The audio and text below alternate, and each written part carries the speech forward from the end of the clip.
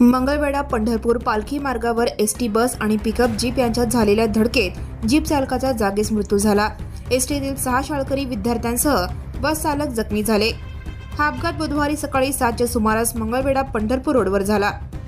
अविनाश पुजारी वय 24 राहणार लोणीकंद तालुका हवेली जिल्हा पुणे असे मृत झालेल्या जीप चालकाचे नाव आहे।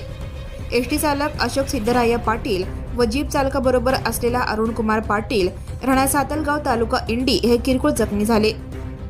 मंगळवेढा आगाराची गुंजेगाव मंगळवेढा ही बस क्रमांक MH14BT 4427 गुंजेगाव वरून शाळकरी मुलांसमवेत मंगळवेढाकडे येत होती।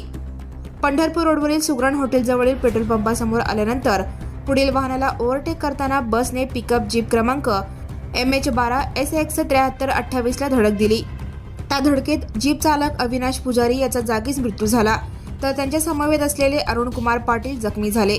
एसटीचा चालकासह बसमधील 6 शाळकरी विद्यार्थी किरकोळ जखमी झाले।